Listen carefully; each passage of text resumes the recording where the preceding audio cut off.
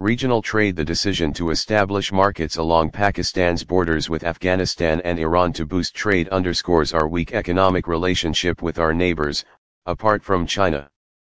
This is in spite of Pakistan's strategic location in the region and its links through surface routes with India in the east and Afghanistan and Iran in the west. Moreover, across Afghanistan are the Central Asian republics. And we continue to have a significantly large untapped market beyond India. Unfortunately, the share of Pakistan's intra-regional trade has declined in the last 10 years, with exports to neighboring countries falling from 12.2 pc of its total overseas shipments in 2011 to 7.4 pc in 2018. Similarly, Pakistan's regional imports have dropped from 7.4 pc of its total global purchases to 4.7 pc during the same period. Numerous historical factors, political disputes, security issues and trade barriers have hampered regional trade integration.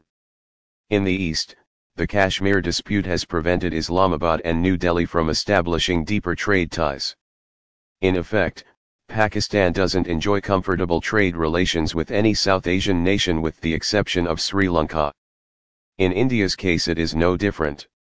The adversarial relations between India and Pakistan have effectively buried the dream of a free trade area in South Asia.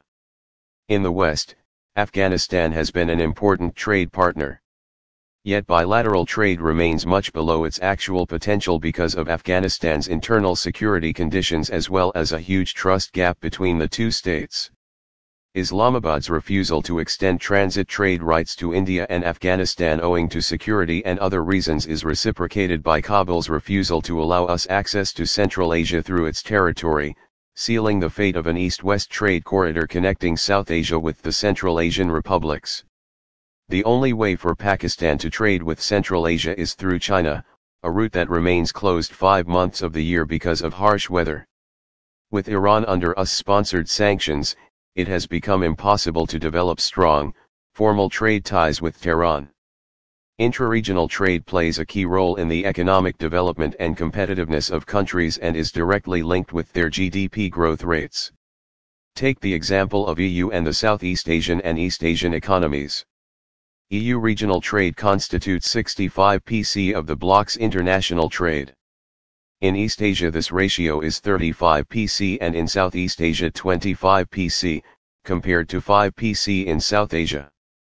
According to World Bank data, intra-regional trade accounts for about 1 pc of South Asia's GDP compared to almost 11 pc for East Asia and the Pacific. It is absurd to expect that Pakistan alone can dismantle the trade barriers that limit regional economic growth. All stakeholders should work towards regional cooperation and learn from the experiences of other trading blocs. The increase in regional economic integration will lead to greater interdependence and faster growth, and ultimately create a strong constituency for peace across the region. Published in Dawn, September 19, 2020.